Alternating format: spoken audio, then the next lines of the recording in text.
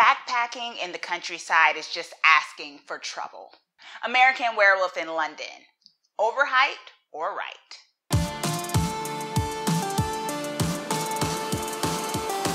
Hey Twisted people, it's your Twisted Girl next door here, and today I am doing my Overhyped or Right segment where I review and dissect popular and cult horror classics to see if the hype they get is justified.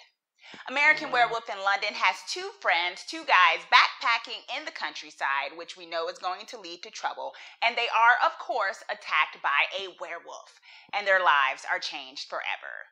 Point of reference, this is my first time ever watching this film. Plot. Was the plot innovative and or groundbreaking? Not really. I mean, let's be honest, werewolves along with vampires in particular, more so vampires, but werewolves too, was a concept that had been done, for plenty of time. The Werewolf Man comes to mind, a movie that came out back in the 1940s. And even when this film came out in 1981, around the same exact time, there were two other films about werewolves premiering and being released. So it definitely wasn't innovative. But then again, I mean, it's monsters like Frankenstein and the werewolf and vampires, they're tried and true monsters. So in that case, it's not really going to be the plot itself that makes it innovative, but probably how they tell the story. But in this case, the plot was not innovative. We've seen it before. In fact, we saw it 3 times in 1981 when this movie came out with 2 other movies. Were any of the characters memorable or like really, really cool? Not really. I mean, the only character that stood out to me I liked the lines they were given, I liked their personality, was probably the deceased friend, Jack.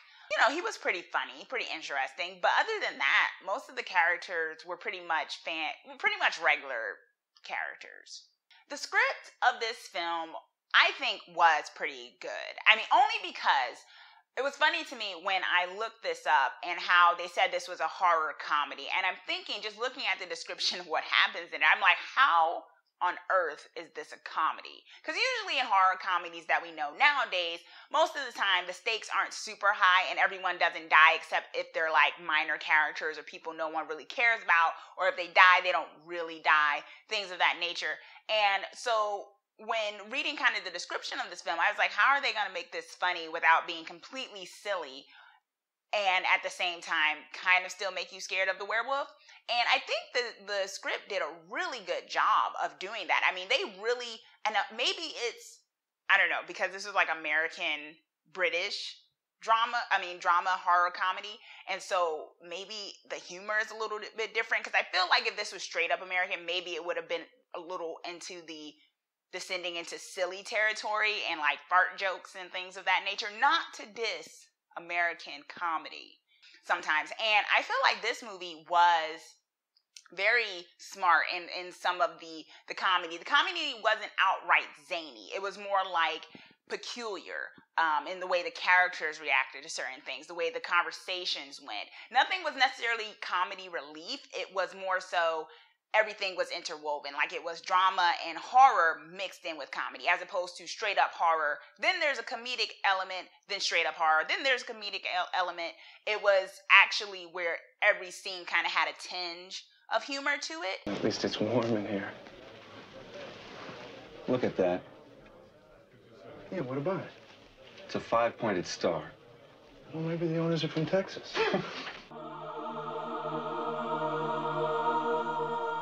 Was this movie scary? I'm going to say no, but I don't think even though, like I said, I waxed poetic about how the script interwove comedy and horror to have a good balance, that's the issue when you have it so that it's definitely half comedy, half horror, is that it's not really going to give you jump scares. Because, when we watch movies, especially horror films, part of what makes us interact with it and be fearful of it is it's conditions of how it affects us personally. You know, what you're afraid of. If you're afraid of priests or nuns or something like that, that sort of stuff is going to scare you. If you're not, that may not seem so alarming. And it's the same thing with stuff like this. When you go into the mindset of, oh, this is kind of comedic, and then you get those elements, it's kind of hard to fall back into, oh, I'm going to jump because there's really something happening.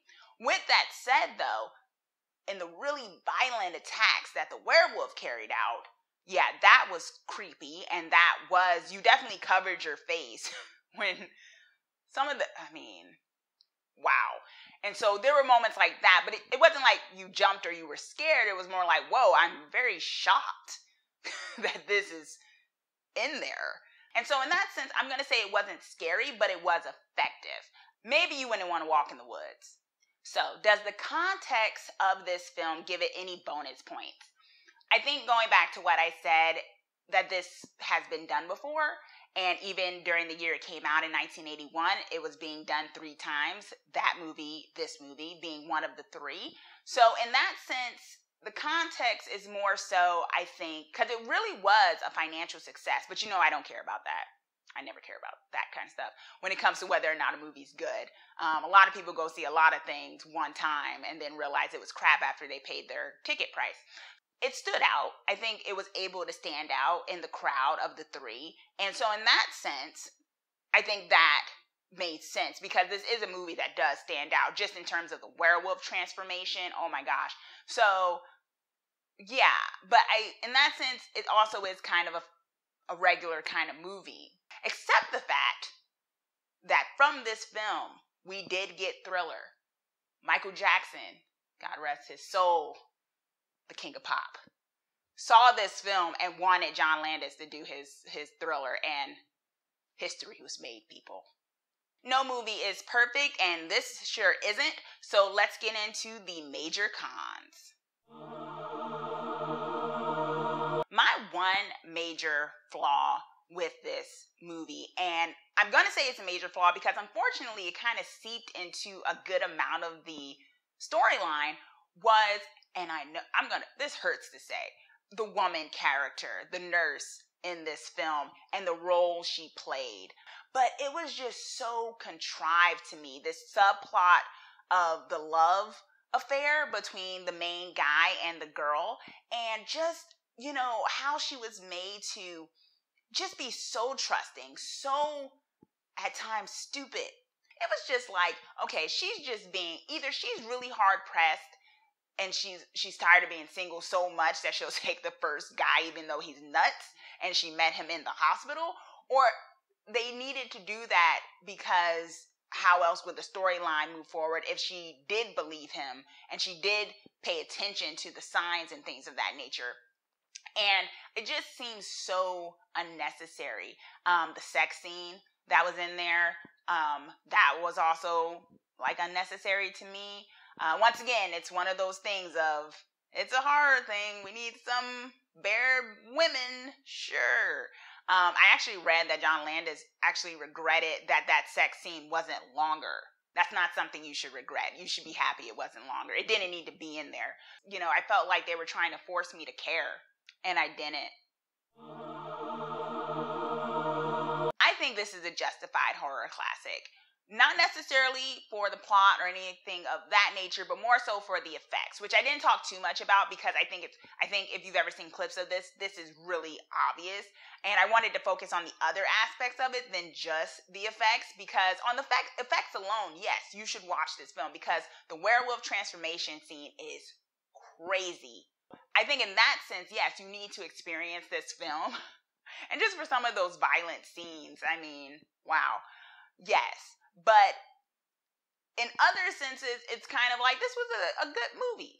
If this thing didn't have the effects it did, I don't know if people would have considered it a horror classic. So, did you watch American Werewolf in London? Do you agree with my assessment or totally disagree? Let me know, comment down below. And also, be sure to subscribe so that you are the first to know when I post my videos of all things horror. Thanks for watching. Let's get creepy together.